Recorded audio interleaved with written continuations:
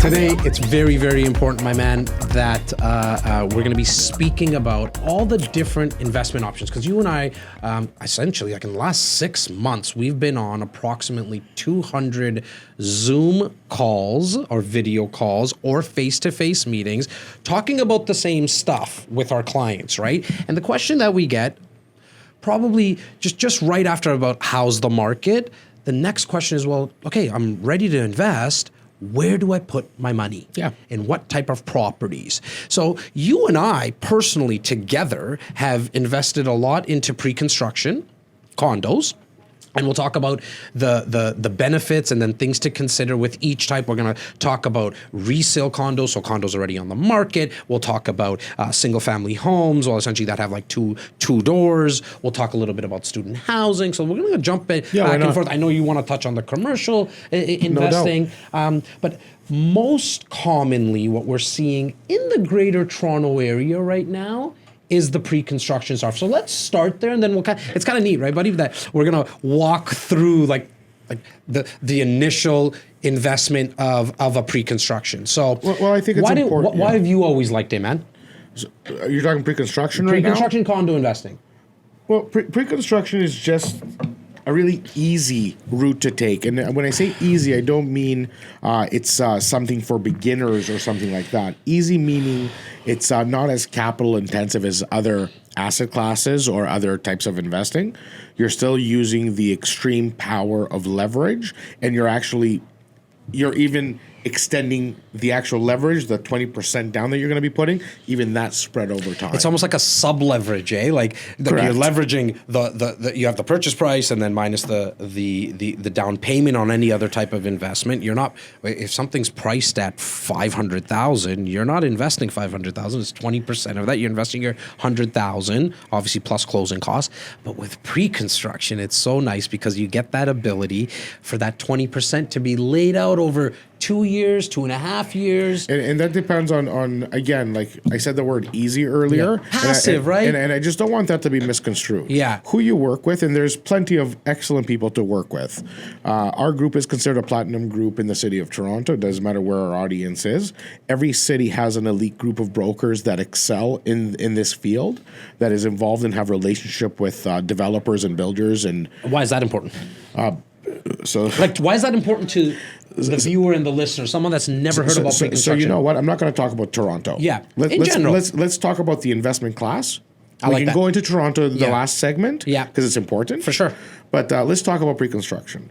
So what makes a good project? Well, also because the Raptors just won. I mean, it's worth talking about Toronto, isn't it? Toronto at some point. I'm really sorry to all our U.S. audience, but not one team in the entire United States could beat our Toronto Raptors. One team in the country? Just one little team in Canada. I just couldn't.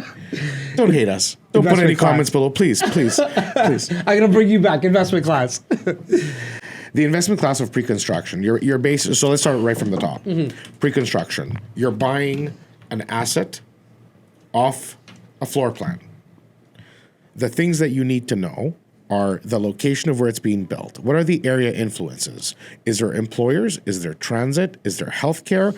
Is there neighborhood amenities that you value? What you value and what I value are two different things. And to add to that, though, Simos, because we're talking to majority of investors, is what the tenant profile to value, right? And so very important. And that's just it. So I mean, and there is no wrong answer.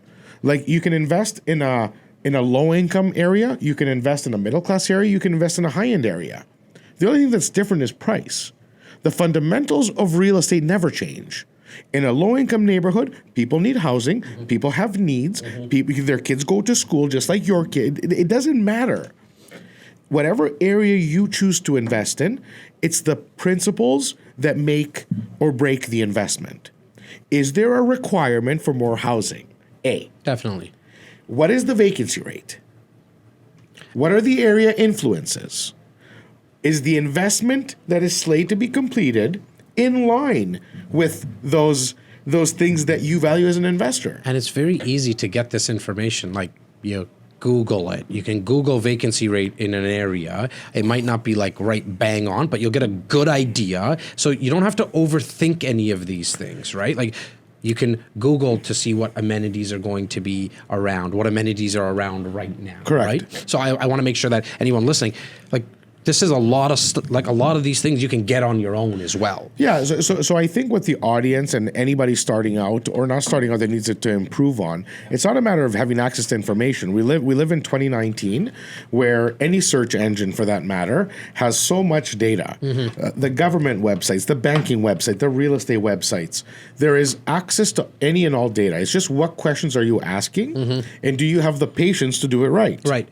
Now, with pre-construction, I love the fact that we already spoke about the 20% being paid out. You can get flexible with your money. I mean, you and I use it as a strategy all the time because we don't have to tie up our like the ability to get financing. Yeah, cash is king. You don't actually need to get the mortgage until the building's built 3 years out. So right? that's the biggest advantage. So the single biggest advantage is the fact that you're going to put 20% down regardless. Right. As an investor. Exactly. About, okay. Yep. So whether you're buying a resale property tomorrow or you're buying a pre-construction, 20% is going to go down one way or another. In an income property, you're going to put 20% down today. Yep. You have to qualify for a mortgage today. In a pre-construction, you're going to have to put your money down, a portion of the 20% down today, a portion of it in 6 months or in 3 months or in a year, whatever are negotiated.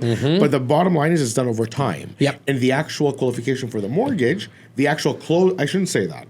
The actual closing of the mortgage is in 4 years. I'm glad you mentioned that because the qualification is like you need to do that now. It's still part of it. It's still part of it, right? Still So it's not part like you just buy a bunch of pre-construction condos and Yeah. you don't have to worry about the financing. No, so like if you're watching still your have to own, qualify. if you're watching your own portfolio, when we do it for our thousands of clients, or if you have somebody else, your cousin Charlie doing it, make sure you understand that. Look, you can't just go out and buy 7 pre-construction condos because 3 years from now, they're all going to close, especially if they all close in the same year. As a matter of fact, this is the one point that I will make because this is a really popular investing strategy right now. Because we are in an appreciated, our local market is white hot, right? Not red hot. It's white hot. Yep. Okay. So with such a crisis in housing, in such a shortage in housing, a lot of people are investing in pre-construction. For sure. The due diligence required is more important than ever. The pre-approval process is more important than ever. It's easy to get caught up. A lot of people have a couple $100,000 in the bank, and with only having to put down 20% and the average price being $500,000 or $600,000 for a unit in the core, the bottom line is it's easy to get carried away. So to the point that we were making earlier, yes, you need to invest, get into the market. But if you're already into the market and you know what we're talking about, it's also just as important or maybe even more important, rein it back in. Really? This is an out future strategy.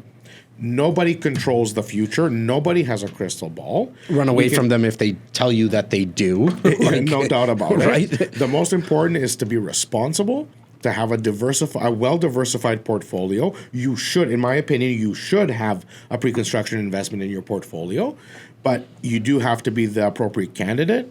You have to have a clear plan that in the next 3, 4, 5 years, you know that you have a solid employment income. You know where your life is going. Yep. You don't anticipate major changes because when it comes time to close, that 20% that you put down, if you can't close, say bye-bye.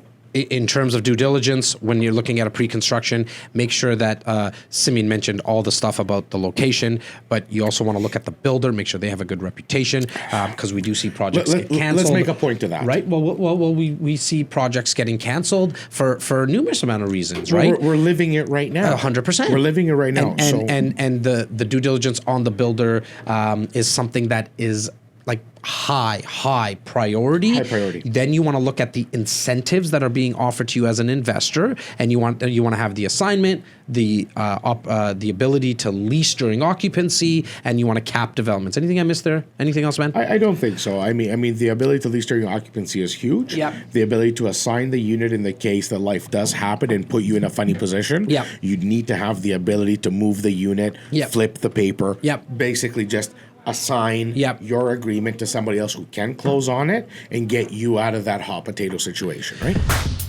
Hey guys, thanks so much for watching the REC Experience. Please make sure to subscribe, like, and share. Click here to watch and experience more videos from REC.